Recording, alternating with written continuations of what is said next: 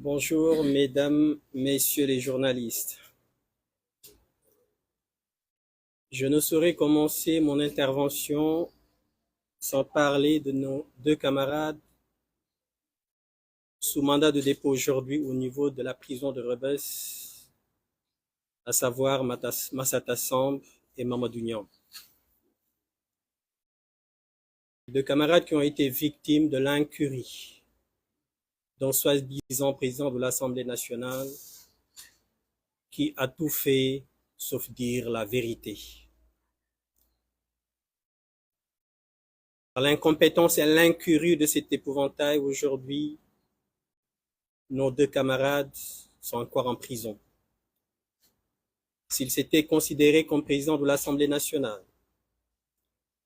s'il avait fait respecter le règlement intérieur de cette Assemblée, on n'en serait pas là aujourd'hui. Donc, nous leur disons simplement de tenir bon. Nous leur disons que nous ne les oublierons jamais. Le combat ne fait que commencer. Nous précisons également que le verdict, le délibéré, avait été prévu lundi dernier et qu'il a été reporté au 2 prochain. Au 2 janvier, je veux dire. Mais ce report ne fait que nous renforcer. Nous les attendons de pied ferme. Nous annonçons d'ores et déjà que nous allons demander une contre-expertise de ce certificat d'hospitalisation. Ce certificat médical qui a été dressé, établi par un lieutenant de l'armée sénégalaise qui n'est aucunement habilité à dresser un pareil document, surtout à l'hôpital principal. Nous demanderons cette contre-expertise judiciaire parce que d'aucuns disent que cette bonne dame n'est pas du tout enceinte. Ils ne devront pas être condamnés sur du faux, sur des mensonges. Et ce régime nous a habitués au faux et aux mensonges. L'affaire de Adji Sarr en est une illustration. Donc, rien que pour ça, nous vous informons que nous allons demander une contre-expertise judiciaire. Donc, à nos deux camarades, nous leur demandons de tenir bon et que le combat ne fait que commencer. Avant d'avancer dans mes propos, il me plairait également de revenir sur la justice au Sénégal. Cette justice qui est aujourd'hui utilisée comme un bras armé du régime, cette justice qui est chargée de bâillonner les opposants, de matraquer, d'emprisonner le bas peuple et de s'ériger en bouclier pour le régime et ses acolytes. Demandons et nous précisons à ces magistrats que l'impunité devra cesser. L'impunité devra arrêter puisque le régime de Macky Sall sera bientôt terminé. Et nous allons recenser toutes les affaires qui ont été très mal jugées. Et tous ces officiers de police judiciaire, tous ces magistrats seront poursuivis conformément au code pénal. Nous ne pouvons pas accepter dans un pays de droit, considéré comme un pays de droit, que de pareils actes soient posés. Donc à ces magistrats, on leur demande qu'il vaut mieux tard que jamais de se ranger dans la légalité, dans la dignité, et d'arrêter d'appliquer à la lettre les injonctions de ce régime du président de la République. Donc il est temps que ça cesse.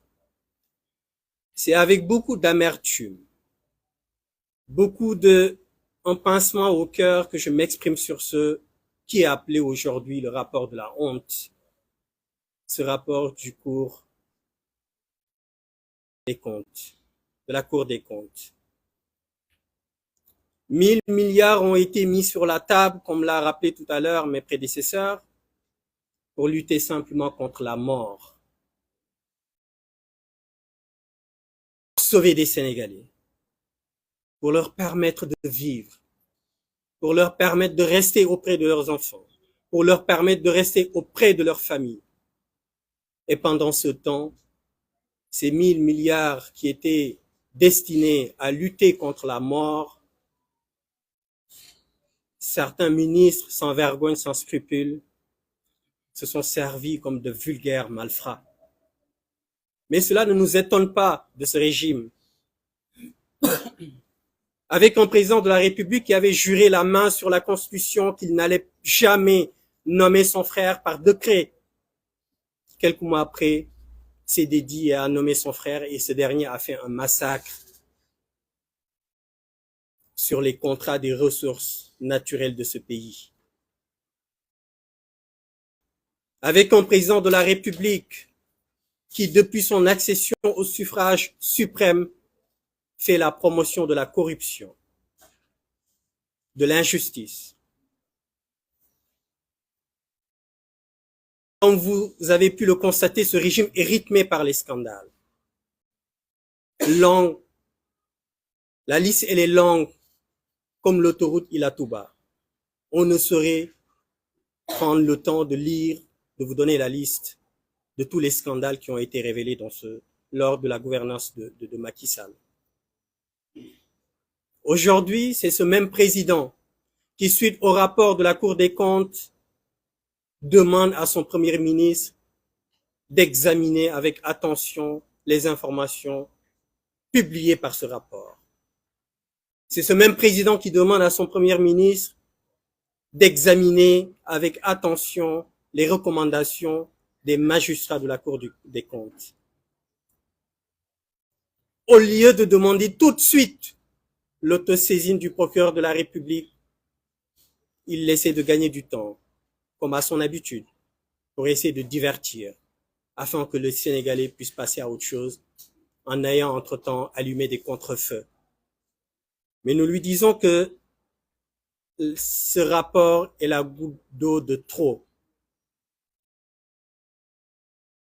Ce pays ne peut plus continuer à être dirigé de cette façon, à être dirigé par un régime qui s'adonne à la kleptocratie, par un régime qui fait la promotion de la corruption, comme je l'ai dit tantôt. J'ai été la semaine dernière au tribunal, au palais de justice, pour assister au procès de nos deux camarades. Il ne s'agit pas, mes propos ne vont pas vers une promotion, une légitimation du vol ou de la corruption. Mais ce rapport me permet de préciser le décalage qui existe entre le traitement entre les Sénégalais. J'ai assisté la semaine dernière, comme je l'ai dit tantôt, au tribunal, au palais de justice, à des Sénégalais qui ont été jugés pour certains. Mais deux m'ont frappé. L'un a volé 20 000 francs dans les bus Tata et il a écopé de 6 mois de prison ferme. L'autre a volé 180 000 francs CFA. Il a écopé d'1 an de prison ferme. Pendant ce temps, le beau-frère du président de la République, selon le rapport de la Cour des comptes, son ministère a surfacturé plus de 2 milliards de francs CFA. Ce monsieur va paisiblement à ses occupations et à côté de sa famille, de ses enfants, passe les fêtes de réveillon tranquillement et va passer la fin de l'année tranquillement avec sa famille pendant que ces deux personnes que j'ai citées croupissent en prison pour 20 000 francs CFA et 180 000 francs CFA. Pendant ce temps, le loser de Yoff continue lui aussi à vaquer à ses occupations. Lui qui est incapable de justifier des dépenses de plus de 49 millions. Et que dire de Moustapha Diop? Où sommes-nous? Sommes-nous dans une république ou bien dans une république bananière Je pense plutôt que nous sommes dans une république bananière. Mais ce qui m'inquiète le plus, c'est qu'en fait, le peuple a l'air groggy. J'ai l'impression que le peuple sénégalais est insensible à l'injustice. Il convient de rappeler que ce pays a été bâti sous le travail, sous l'endurance, sur la pugnacité, avec le don de soi de nos vénérés chefs religieux, Seydi Hadji Malick Sy, Serigne Touba Khadimou Rassoul, Baye Niasse, Mame Limamou Laye. Tout le travail qu'ils ont fait, le président de la République est en train de les anéantir. Nos valeureux guides religieux qui ont passé toute leur vie à faire la promotion de la justice, de l'équité, des valeurs.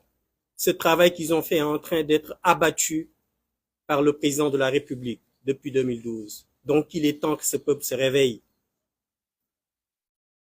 Quand nous avions annoncé le concert de casserole au 31 décembre, certains esprits chétifs, se sont adonnés à un discours moralisateur sans fondement, en nous disant que c'est une occasion ou bien c'est tellement républicain qu'on ne peut et on ne doit rien faire. Nous leur rappelons que le président de la République depuis 2012 fait une adresse à la nation. Maintenant, c'est à la nation de lui adresser ce qu'il pense de sa gestion. Donc, nous invitons tous nos compatriotes, nous invitons tous les Sénégalais sur le territoire national et de la diaspora de faire ce concert de casserole. Pour rappeler au président de la République que s'il est là, c'est parce que les Sénégalais l'ont voulu. Et maintenant, les Sénégalais ne veulent pas de lui. Il est temps qu'il s'en aille avec son régime. Et nous leur disons également que la justice sera faite, que tous les ministres qui sont mouillés de près ou de loin à tous ces scandales seront poursuivis. Il ne s'agira pas d'une chasse aux sorcières, mais il s'agira simplement de faire appliquer le droit. Il s'agit simplement de faire appliquer la justice. Donc, qu'ils le sachent, tout ce qu'ils feront, ils seront poursuivis. Même si le président de la République, dit-on, bénéficiaire. Mais nous avons bien vu. Aujourd'hui, nous avons le cas de la Guinée, le président Dadis Camara qui est poursuivi. Donc, qu'il considère qu'il pourra être poursuivi. Donc il a intérêt à limiter la casse avant que ce soit trop tard. Donc nous appelons à nos concitoyens, aux Sénégalais, de répondre présent le 31 décembre et de répondre présent le 30 pour le rassemblement qui va être tenu de concert avec la société civile. Parce que l'heure est extrêmement grave. La République est à terre. Nous ne pouvons pas accepter cette situation. Je vous remercie.